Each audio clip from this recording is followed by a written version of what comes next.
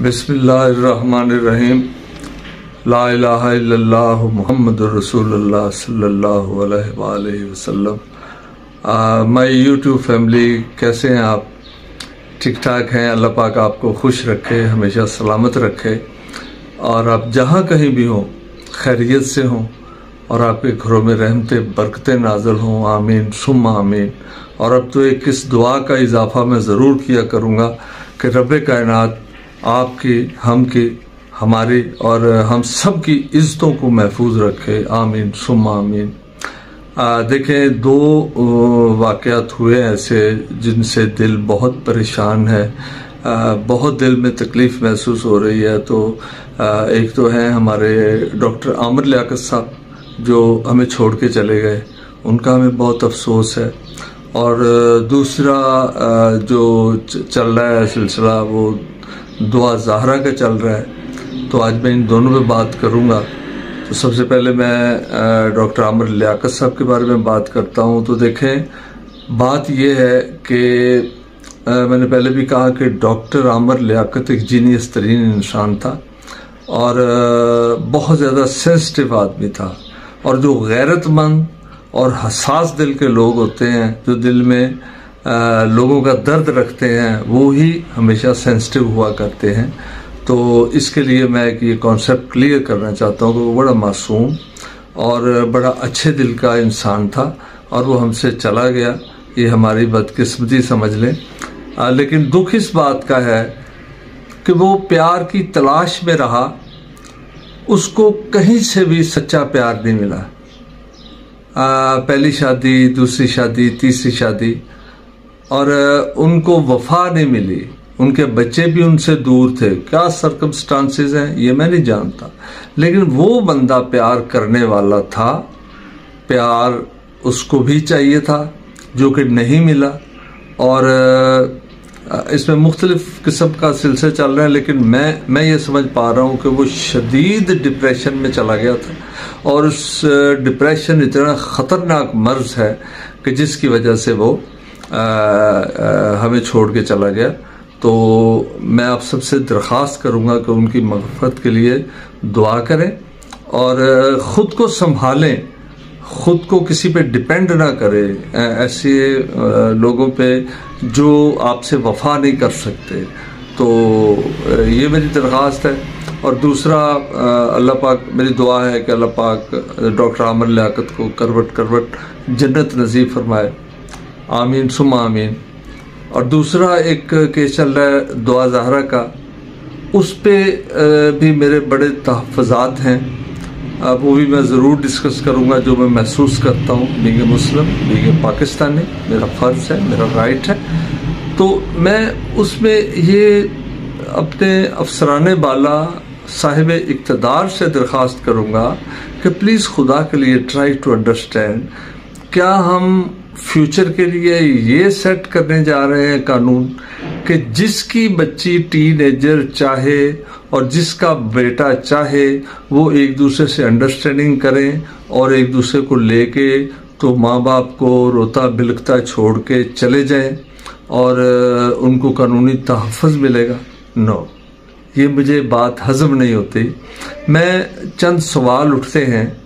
अब मुझे एक बात बताएं कि यहाँ मीडिया पे, सोशल मीडिया पे साबित ये किया जा रहा है कि दुआ ज़हरा के वालिदैन जो हैं उनको एक विलन के रूप में, एक विलन और खौफनाक दरिंदे के रूप में उसके बाप को और वालदा को पेश किया जा रहा है, जिनकी बेटी जिगर का टुकड़ा छिन गया।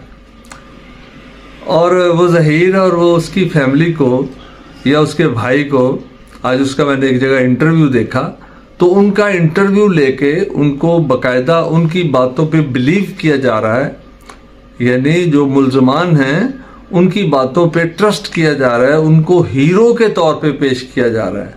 और दुआ ज़हरा के पेरेंट्स जो हैं उनको विलन के तौर पे पेश किया जा रहा है मीडिया पे। तो ये बहुत बड़ी नाइंसाफ़ी है, क्योंकि मैं बार बार कहता हूँ कि वो ऊपर रब की ज़ात बैठी है और आखिरी फैसला जो होना है ना, वो मेरे सोने रब ने करना है। तो हमें सिद्क़ के दिल से हक सच का साथ देना है, हक सच की बात करनी है। कोई गलत बयानी नहीं करनी।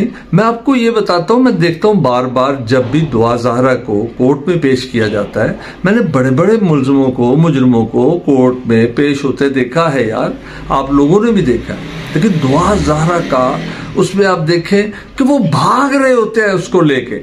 दुआ ज़हरा को कोर्ट में पेश करने के लिए जब वो लाते हैं तो दोनों साइडों से उसको पकड़ा होता है दुआ ज़हरा को और पैक किया होता है और उसको भगा के लाया जा रहा है, और उसके पीछे जो पुलिस वाले और जितने भी लोग हैं वो भी भागम भाग चल रहे हैं। उनको जल्दी किस बात की है?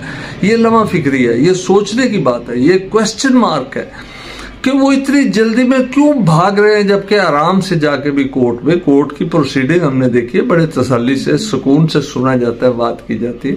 तो ये क्या है, मैंने जितनी भी देखी है तो भागम भाग। दूसरा, मुझे यहां से एक शक मेरे दिल में पैदा होता है कि क्या दुआ ज़हरा को जब दोनों साइडों से बाजुओं से पकड़ के घसीट के लाया जा रहा होता है तो क्या ऐसा तो नहीं है कि वो अपने कदमों पे चल के आने के काबिल नहीं है?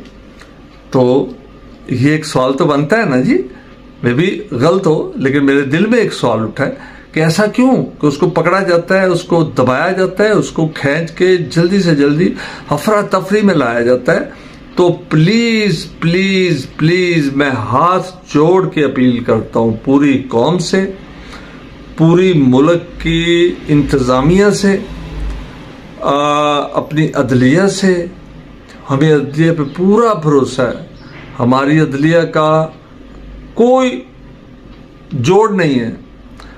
अपने अफसराने बाला से, अपने साहिब इक़्तिदार लोगों से मेरी रिक्वेस्ट है कि प्लीज इंसाफ करें, इस पे गौर करें। जो मैं ये पॉइंट उठा रहा हूं कि दुआ ज़हरा के बारे में इतनी जल्दी क्यों की जा रही है, दुआ ज़हरा के रियल माँ बाप को विलन क्यों पेश किया जा रहा है, उनकी किसी बात पे यकीन क्यों नहीं किया जा रहा, और जो मुल्ज़मान हैं उनको हीरो के रूप में क्यों पेश किया जा रहा है और उनके इंटरव्यूज किए जा रहे हैं। So please try to understand, ये रॉन्ग है। मेरा ज़हन इसको तस्लीम नहीं करता, और मैं बड़ी आजिज़ से रिक्वेस्ट करता हूँ पाकिस्तानी कौम से भी, अपने भाइयों बहनों से भी, कि इस पे गौर करें। ये जो कुछ हो रहा है, समथिंग इज रॉन्ग, कहीं ना कहीं कुछ ना कुछ रॉन्ग हो रहा है, नहीं होना चाहिए। अल्लाह पाक सबकी इज्जत की हिफाजत फरमाए। और दुआ ज़हरा अगर किसी मुसीबत में है, परेशानी में है, तो अल्लाह पाक उस बच्ची की मदद फरमाए। और इंशाल्लाह मैं कॉन्फिडेंस से कहता हूँ कि अल्लाह पाक ज़रूर उस बच्ची की मदद फरमाएंगे, उस मजलूम माँ बाप की मदद फरमाएंगे। और मैं अपने तमाम सोशल मीडिया के लोगों से रिक्वेस्ट करता हूँ कि हम भी इंसान हैं, हमारी भी माँ बेटियाँ बहनें हैं। तो ये अगर सेट हो गया कानून, ये तरीक़ाकार सेट हो गया, तो किसी की बेटी भी इसकी प्ली लेते हुए अपने माँ बाप को टाटा बाय बाय करके किसी वक्त भी छोड़ के जा सकती है और उसको कानूनी तहफ़्फ़ुज़ मिल सकता है। तो खुदा के लिए ये मेरे बांधे हुए हाथ, खुदा के लिए इसको रोक लें, ये बहुत बुरा हो रहा है, बहुत बुरा हो रहा है, बहुत गलत हो रहा है। मैं रिक्वेस्ट कर सकता हूँ, मेरे पास और कुछ नहीं है। अल्लाह पाक आपका हामी और नासर हो, अब जहाँ रहें सलामत रहें। अस्सलाम वालेकुम।